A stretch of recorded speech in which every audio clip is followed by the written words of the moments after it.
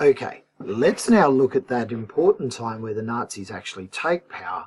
And for the Nazis to take power in 1932-33, it required the president to play a part.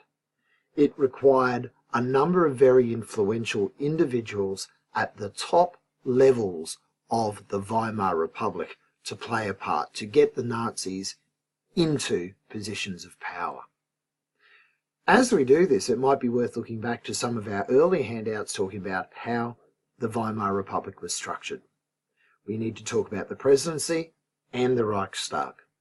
So let's start with the Reichstag. This is the Reichstag building. Parts of it remain still. It's still a sight to see in Berlin. This is as it looked at the end of the 1800s into the early 1900s. The Reichstag building, the Parliament building of Germany and the Weimar Republic. Hitler, during the early 1930s, was involved in a number of very, very professional political campaigns to try and take power in the Reichstag. There was a campaign where Hitler tried to take the presidency and lost to a guy called Paul von Hindenburg. But our main emphasis here will be looking at the role Hindenburg plays in allowing Hitler to become Chancellor, the equivalent of Prime Minister. But before we move on in these political campaigns, something that struck people at the time was how professional the Nazis were in their political campaigning. So, as we have a look at these images, you should be familiar with the top image propaganda poster of the time, which is the last hope in the depression for the unemployed people was Hitler, our last hope. Something that's interesting here in the middle is that the Nazis used aircraft to move Hitler around Germany, and Hitler had a very, very mobile and well-financed political campaign in 1931-32. And so Hitler over Deutschland, Hitler über Deutschland, Hitler over Germany, became a theme. And you can see that as the plane flies over Germany on the map there, lots and lots of little swastikas rain down across the German nation. We see the role of the SA in putting posters up. We see the SA as campaign workers out there promoting. And Hitler made great use of radio broadcasts. He was a gifted orator, someone who could make wonderful speeches. Not only did he do those speeches in person, but he made use of radio, the great technology of the time.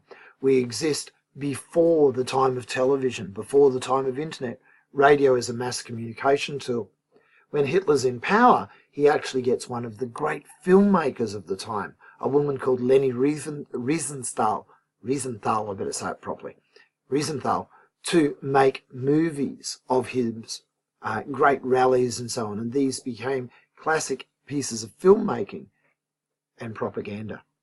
But Hitler sought power in the Reichstag. Ultimately, Hitler got something he wanted, the acceptance of the president, Paul von Hindenburg, a German general of the First World War. The handshake, the famous handshake of Hindenburg, the national hero, acknowledging Hitler as a legitimate political leader in the nation, was very, very famous at the time. So that is the president shaking Hitler's hand, welcoming him to power as Chancellor, Prime Minister. After Hitler was made Chancellor, the Reichstag building was set fire to in an arson attack. Of course, Hitler and the Nazis blamed the communists for this, claimed that the nation was under threat and only strong leadership would save the nation. And this is one of the early steps of the Nazi totalitarian state being created, the Reichstag fire. So we're going to have a look through some of these key dates in this video now. So the key dates to think about when we talk about the Nazis' final push for power are: in March and April 1932, there were presidential elections in a couple of rounds. They had a different voting system, not just one vote, and they were won by Hindenburg. Hindenburg defeated Hitler for the presidency of the Weimar Republic. In July 1932, there were Reichstag elections, parliamentary elections, and in these elections, the Nazi Party and the Communist Party won a massive number of seats. Because it was a very unstable time, There were further elections for the Reichstag in November 1932, and at the end of these elections, there were moves made to appoint Hitler Chancellor, Prime Minister. But Hindenburg rejected those initially. By January 1933, Hitler had agreed to appoint Hitler Chancellor of a coalition, a number of parties working together, of which the Nazis are the largest one. Hitler was someone that Hindenburg never really trusted. He looked down on him somewhat. In February 1933, the Reichstag building burnt down. The communists were blamed. A communist was arrested. But it certainly would have been in the Nazis' interest if the Reichstag burnt down. So there's always been controversy amongst historians as to who was actually responsible for the Reichstag fire of February 1933. When the fire burnt down the Reichstag and the communists were blamed, an emergency decree was passed by the president which suspended civil liberties. It suspended a number of the democratic freedoms under the Weimar Constitution, and the emergency decree is often seen as the start of the Nazi dictatorship. In March 1933, special powers were given to the Chancellor and the leaders of the Reichstag, the Nazis, under what became known as the Enabling Act. Laws could now be made by the Chancellor and his cabinet, his ministers alone. Then, in August 1934, of old age, President Hindenburg died. At this point, Hitler merged the position of President and Chancellor, completely changing the nature of Weimar democracy. No longer is the Reichstag a place where laws are made. Laws are made by the new position of Führer, leader, and that Führer of Germany was Hitler. We're now in the Third Reich. We are no longer in the Weimar Republic era. So let's go through some of these points. Hitler rose to power like a meteoric rise, became very well known and prominent in Germany in 1932. And this is largely fed by the unemployment crisis of the Great Depression. Initially, Hitler wanted to become president of the Weimar Republic, but was defeated by von Hindenburg, who was a national hero. Hitler then swung his attention towards winning Reichstag seats, becoming a leading party in the Reichstag, and becoming Chancellor. His campaigns were unbelievably dramatic, and many countries still use the kind of techniques that the Nazis pioneered, of flying leaders to different electorates, being seen around the country, using radio and mass media broadcasts and so on. The Nazis used mass rallies, public meetings, the intimidation by the SA, propaganda. They used smaller meetings as well. Hitler was able to take the popular unhappiness and discontent with the Weimar Republic and turn it into support for the Nazis. And in July 1932, the Nazis won 230 seats in the Reichstag. This was their best ever performance, and it remained their best. The elections in November 1932, they actually shrank in vote. Together with the Communists, the next largest party, they made up over half the seats of the Reichstag, but they didn't have a majority on their own, either of them. Hindenburg himself was unimpressed by Hitler. He felt he was an upstart, a little corporal from World War I who'd gotten a bit too big for his boots. He was unimpressed by Hitler's popularity and the type of people who would support him. He was unimpressed by the thuggish nature of the brown shirts. And Hindenburg refused in July to make Hitler the Chancellor.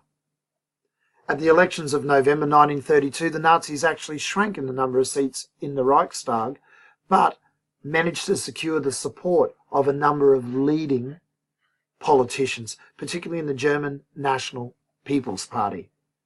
An ex-Prime Minister and ex-Chancellor Franz von Papen and other prominent figures of the German nation, business people, convinced Hindenburg that they should appoint Hitler as a Chancellor. And Hindenburg and these leaders felt that they could tame Hitler. By giving him some power, they would be able to control him in power, that he would be moderated. He wouldn't be the extremist that he might have looked like from the outside. And of course, this played into Hitler's hands. Hitler became Chancellor on January 30th, 1933, and this became a crucial turning point in modern history, not just in the history of Germany. Shortly after that event, the Reichstag fire on the 27th of February led to the creation of a totalitarian, one-party state, progressively through law. So, one cartoon to finish off this video to get you thinking about this transition into a one-party state. This is a cartoon drawn by a New Zealand cartoonist, a New Zealander. He's living in England and doing work for the Evening Standard newspaper. His name's David Lowe, and this cartoon was drawn in June 1933, a couple of short months after Hitler became Chancellor. In a moment I'll get you to pause. Let's put some questions up for you to think about as you look at it. How about you pause now and think about these, and I'm going to hit pause now too. You might have heard some funny snuffly noises. I've got a dog that's a little bit noisy and not very well at the moment, so I'm going to see what he's up to while you do some work. When you're ready, click play again, and I'm pretty sure I'll be back and ready for you. Hi. See, I told you I'd be back. When you clicked play again, you didn't have to wait at all. I'm right here. My dog's still making funny noises, but we only have a little bit more of this video to go. So hopefully you've labelled the characters, and you'll see some really interesting things here. And when I say characters, features, I think you would have spotted Germany in this image. You would have spotted a swastika, which is heavy and weighty on Germany's back. I think David Lowe is making a point about the regime. Let's see what else he says. If you missed how I knew this was Germany, fairly obviously Germany is labelled. Let's have a look at another few points in this cartoon. Germany has got the outstretched arm of the Nazi greeting, the salute of Heil Hitler. But Germany's mouth has been gagged. Across, I think, her mouth is she can't speak. Perhaps this is a comment on a lack of freedom of speech after Hitler's been in power. Germany's head has been wrapped in a Nazi cap. Perhaps this is showing a constraint on freedom of independent thought. Perhaps this is showing a limitation on the ideas Germans are allowed to express. So we've got this, we've got this, we've got a burden placed upon Germany, a great heavy sadness.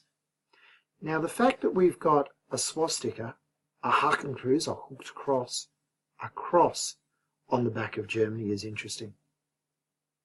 Germany is depicted with a cross on her. I wonder if we can think of someone else who had a cross on their back. Perhaps this is how our cartoonist is creating a sense of empathy. So Germany has a cross on their back, just like Christ did. Germany is making their way up a low hill. We can actually see a rise in the land that Germany is walking up in her battered clothes, or his battered clothes. It's difficult to know. If it's a her, maybe we get a greater sense of empathy. Maybe in a sexist society there's an idea that men should help women. Maybe if this is a Jesus type figure, it's showing us wanting to be like St. Peter and go and help carry the cross, or to lift the weight off her back. The fact that there is a slight rise, a slight hill, might suggest a difficult journey ahead. And of course, perhaps you're thinking that in Christ's case, when he carried a cross up a hill, he went to his own death. By carrying this cross up a hill, perhaps Germany is going to its own doom. Perhaps in 1933, David Lowe is seeing that this is the earliest stages of a totalitarian state being formed that takes away freedom of thought, which takes away freedom of speech, and that perhaps Germany is going to its death, which of course Germany did suffer greatly during World War II.